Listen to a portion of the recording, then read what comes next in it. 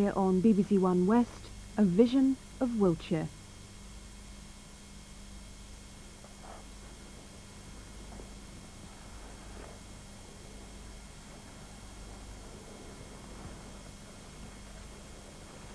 I suppose I am one of the last of that pastoral school, the school of etchers who use the countryside of England as their source. Now my work is rather fashionable. People like it. Perhaps one day, soon, they won't like it at all. I just don't know. But I can only etch in the way I etch. I'm not consciously a pastoral etcher at all. I etch the things I love, and they come out in that sort of way. I couldn't do it differently.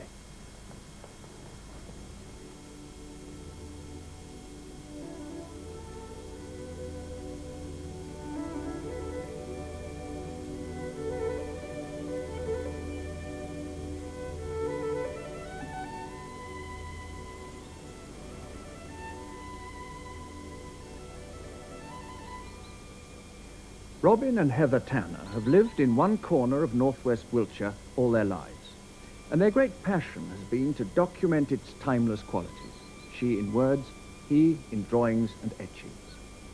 In their lifetime, the Tanners have seen even remote and lovely landscapes like this, threatened by progress.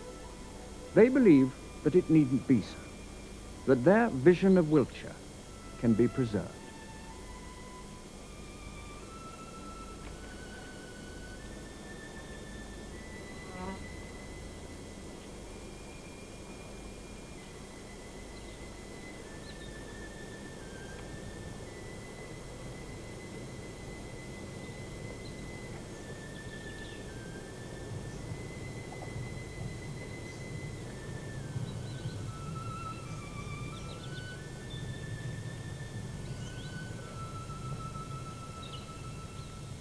In these foothills of the Cotswolds, these little grey stone villages with their tiny meadows and hedgerows and woods, I find everything I want to draw, you see. I go dotty about them, just as I suppose a Yorkshireman is about his dales, but I find this is my place. This is where I really belong.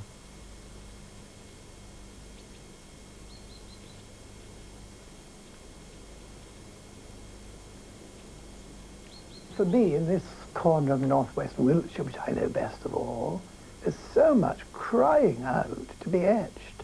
Everything I want to say is in the world of black and white. That range of tones you get on a copper plate, from fine silvery lines and pale greys to dark luminous blacks. Everything is there. I can never embark on a new etching until, in my mind's eye, I've seen the whole thing most beautifully finished.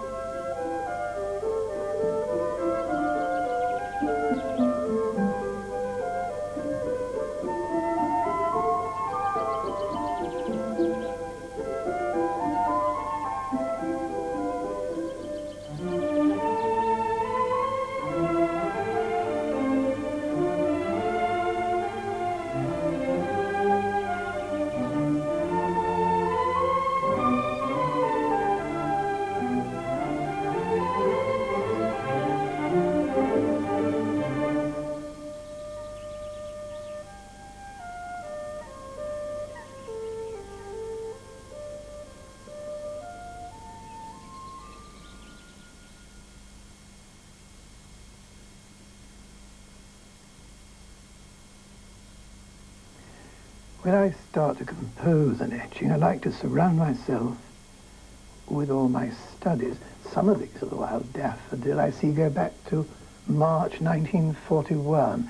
I don't actually copy any of my earlier drawings, but I like to get the essence, so to speak, of the daffodil, so that I really make up new daffodils from the drawings which I have round me. And then I work away in Indian ink on a piece of white board. And it's really a rather lovely occupation. Robin uses ink rather than pencil for the composition because it approximates more closely to what the finished etching will look like. When his design is ready, he puts it in front of a sloping mirror. This gives a reverse image which he can copy onto a copper plate, scratching with a needle through a top coating of pitch and wax.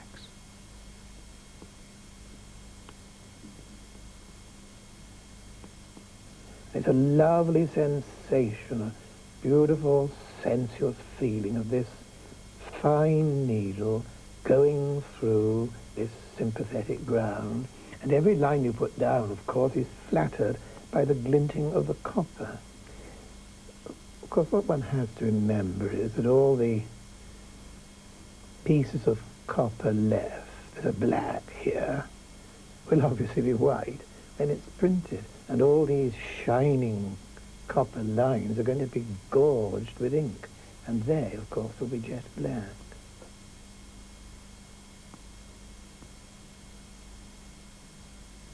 It's easily the nicest part of etching, I think. You go into a marvellous world. You forget lunchtime, tea time, and all times. You just are carried away by it. I suppose to needle this plate, March, is about 3 weeks' work. Then, of course, I don't devote the whole of my days to etching. There are all the ordinary chores to do, and a vast correspondence, and a large garden, and many causes, mostly minority ones, that I care deeply about, so that etching just has to take its place among many other activities. But I never cease to wonder at it. It's a marvellous craft, and I shall go on till I drop. Robin keeps a detailed record of the next decisive stages, which have remained unchanged since the days of Rembrandt. First, the plate has been soaked in a mild acid bath, called the Dutch bath, which has eaten its way into the fine tracery of exposed copper.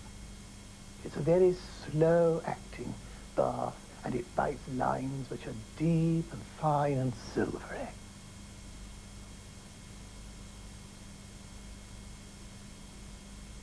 You then turn to a quite different acid, nitric. Now, nitric is as fierce as the Dutch bath is gentle.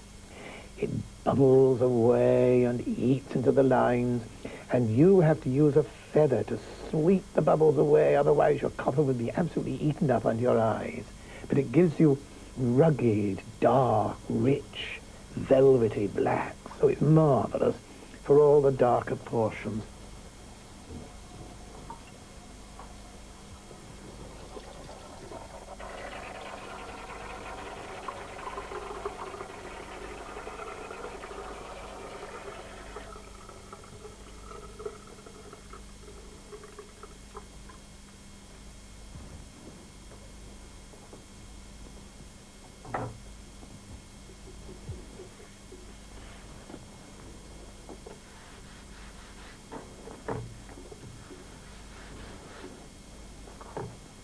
The plate can go through the baths time and time again.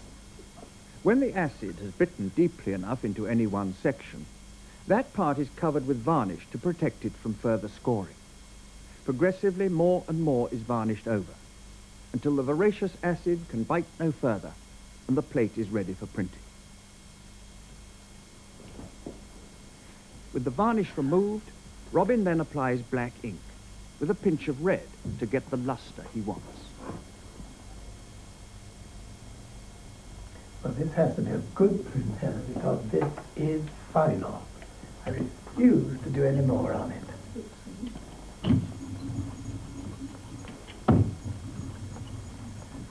The lovely ink I have, I made it very carefully. This is the point where 4 hands are needed in the etching process. Not because Robin couldn't physically do it all himself, but because his hands soon get so smeared with viscous black that they're in no state to touch the precious paper. Actually, I couldn't do it without Heather. She couldn't do it without me. I must be very, very soiled with ink. She can keep perfectly clean, and you need two human beings, a clean one and a dirty one, to produce a good etching. Having used his fingers to smooth the ink into every last crevice and to feel for the fatal pieces of grit which could scar the etching, Robin wipes the plate clean. Only the filigree of lines bitten by the acid remains drenched in ink and will come out black in the finished work. Oddly enough, I've always liked black and white, so that I can't ever have had the feeling that so amuses us that many people have when they're shown Robin's work. And they say, yes, yes, very nice. Of course, I like a bit of colour myself. I have learnt through watching Robin and through helping him print how many shades of what he calls colour, and which is really tone, you can get into a drawing.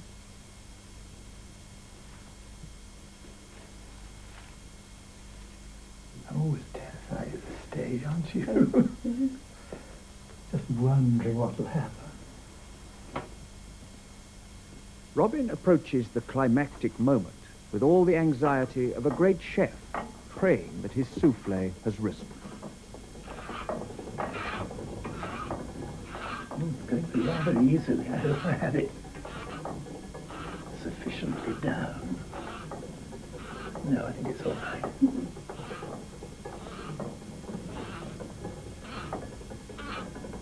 That's through.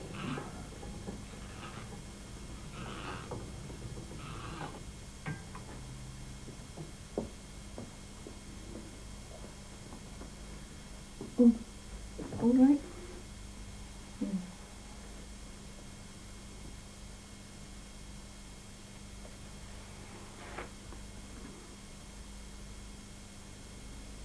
Hold it down, darling.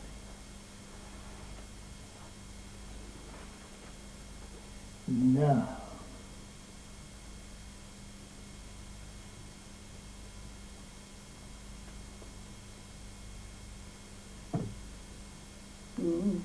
What's it like?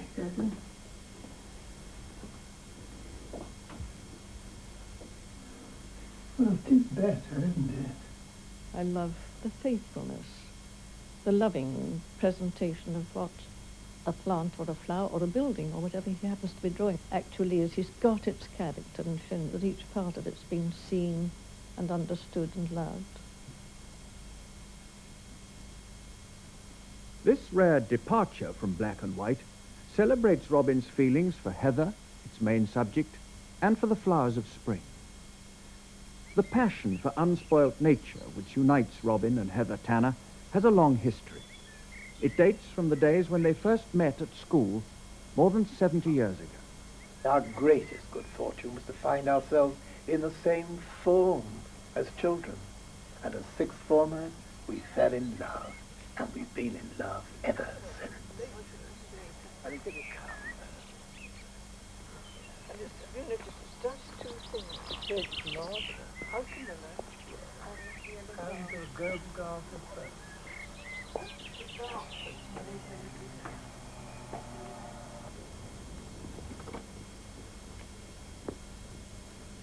We should have liked to have bought and found a good old Cotswold house. But as that was not possible, my uncle offered to design it, a house for us, as a wedding gift. He had hoped that if people liked the house we lived in, others might give him an order for houses. He designed the house with Boise tradition in mind, and it does resemble very much some of the houses in the Boise catalogue. And we were very lucky because we had not only an architect uncle, but various craftsmen or workmen in the family who helped to eke out the furniture which my uncle had cleverly designed as part of the house. He designed the bookshelves, the dresser and the wardrobes in as part of the fittings so that we hadn't got to buy those things. Then Robin's brother, who was a worker in wood, made us that bookcase there. And Robin's father made us various shelves and things, including the dressers. We started out with the idea, didn't we, that we would have nothing that was manufactured, Yes. save by our friends and us. And on the whole, I think we've kept to that.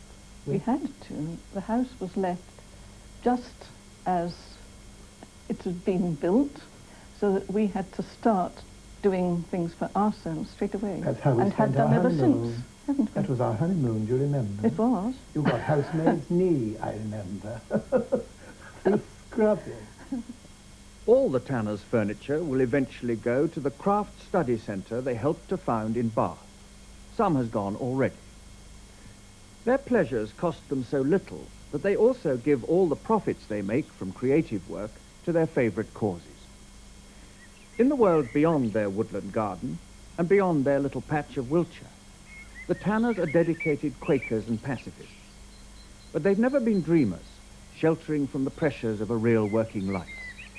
Robin spent many years as a schools inspector, and Heather was a teacher. In 1939, they offered to share their Wiltshire haven with a victim of Nazi persecution, whom they'd never met, but who's lived with them ever since. Dietrich Hanf was a boy of 18, who escaped by one day the concentration camps in which his family died.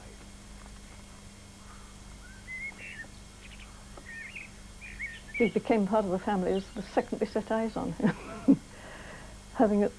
It was almost like giving birth after all the struggle to get him. Dietrich himself has now retired from lecturing in education. After 43 years, he shares the pleasures and pursues the causes of his adoptive parents. Heather, who are you writing to now then? Me? Oh, my MP, as usual. As usual. Look, Heather, I've got 5 apples here. Is that all right? Not too many. No, that would give us 1 2/3 of an apple each. Excuse fingers. Robin and Heather took me in as their son. It became a real family relationship. I think they're just lovely people to get on with. Always busy, full of energy. That's marvelous.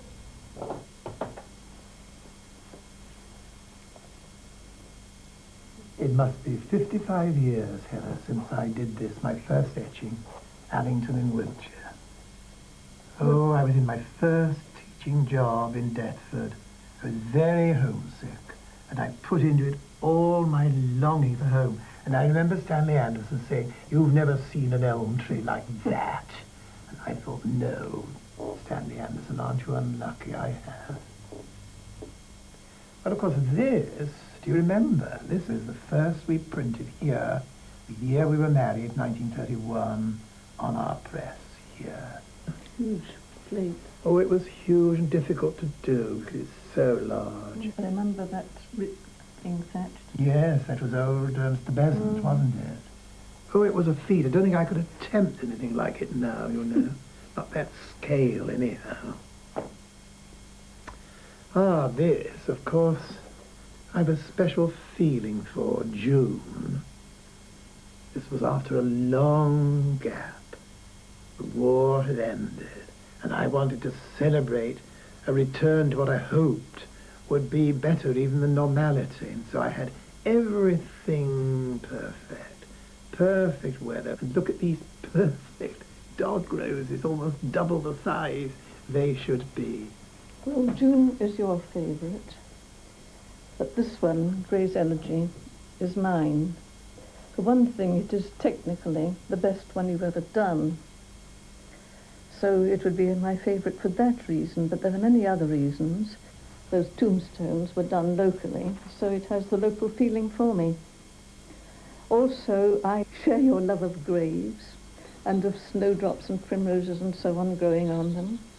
But it's also my favouriteness is to do with this vista, which reminds me of all the 18th century engravings and early 19th century engravings.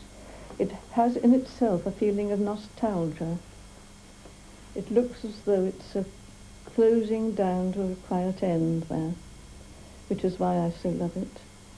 Of course, I chose deliberately to make it really from that particular verse.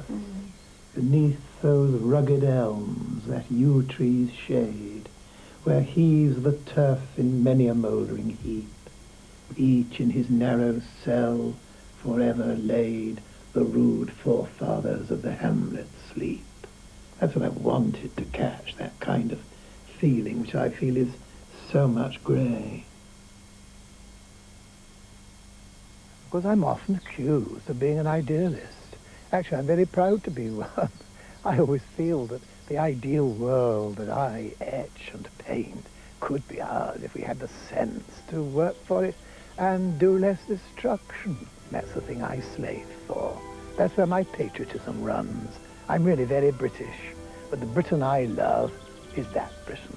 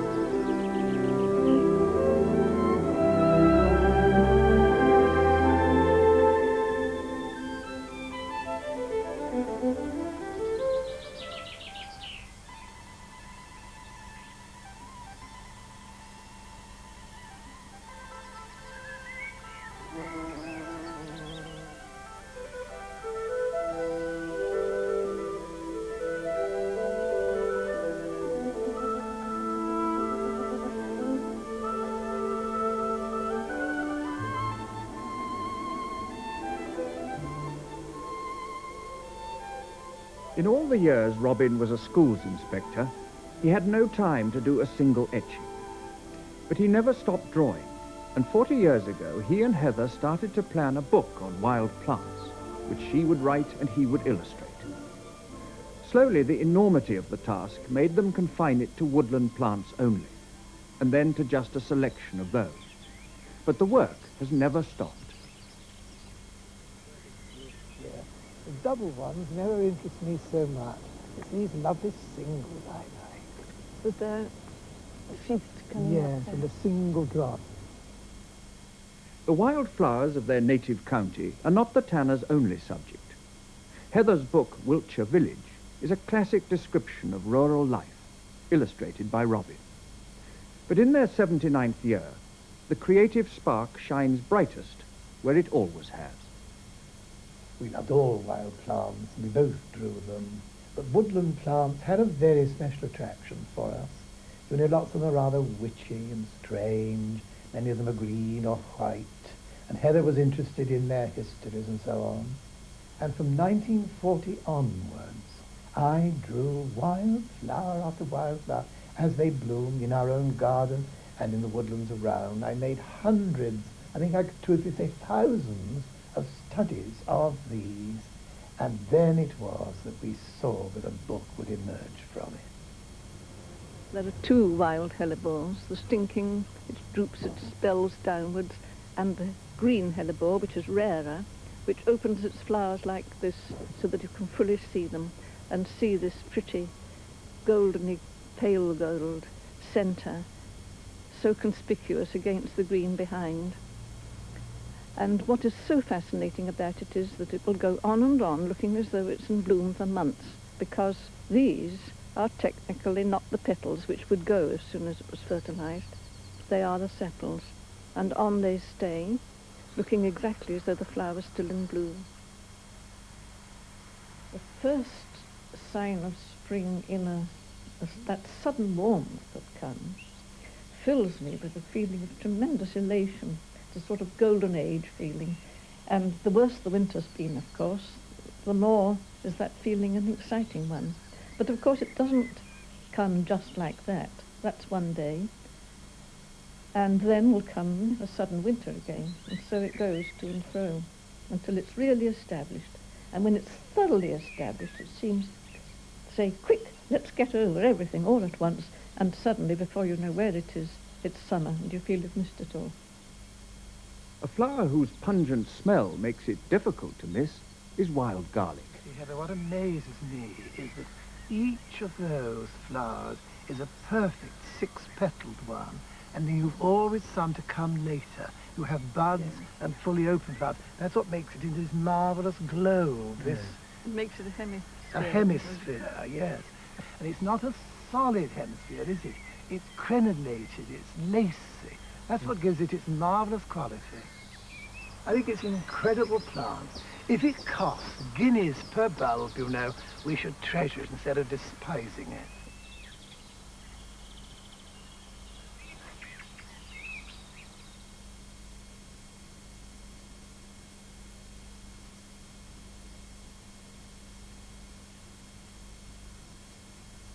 When I joined Inspectorate in the mid-30s, a job I loved, inspecting is not a description of it really, I did find it quite impossible to pursue my beloved craft of etching, but every day of my life I drew. So I could take up my drawing of woodland plants as you might take up knitting and just do a scrap, do you see?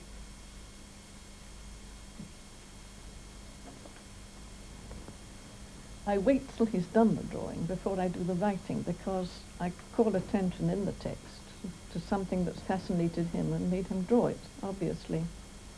But he's highly critical of my writing and I of his drawing. In a way, it's a miracle that we've lived in such comparative harmony. But I think the great thing has been that we've both travelled in the same direction, do you see? This love of the natural world has always been basic to us. And it has always seemed right that I should draw and paint and etch, and that she should put down in writing her feeling. But the feeling is common to us both. So it's very difficult over a book like Woodland Plants to say who did this and who did that. Yes, I actually did all the drawings. Heather did all the writing. But I think the work was conceived in a twin sort of way. Yes, it's nice and mixed. Yes, with the bluebells, the dog's Mercury. What else have we got at our feet There was here? Goldilocks a little way back. Goldilocks. Did you find a perfect flower? One. I'm sure you didn't. Just One one. perfect flower. And, of course, goosegrass climbing Yes. over everything. And doesn't it make you feel that old Hardy would love to be here? Can you remember it? When the present has latched its postern behind my tremulous stay, and the May month flaps its glad green leaves like wings, delicate filmed as new-spun silk, will the neighbours say he was a man who used to notice such things? Few people in this headlong world live to see a 40-year joint effort come to fulfillment. But with the arrival of the first copy of Woodland Plants, the tanners can at last enjoy the fruits of a life's work. What the reproduction is like. I like the top, the heading, and the end cover. Oh, That's that's good. very good. Very truthful. I think anyone who's been able to do, mostly throughout their life, what they like doing is extremely lucky. And at the same time, that sentence fills me with horror, because if the world were the right place, every person would be doing what they were most fitted for and enjoying it. That they are not doing so shows that there's something very wrong with the world.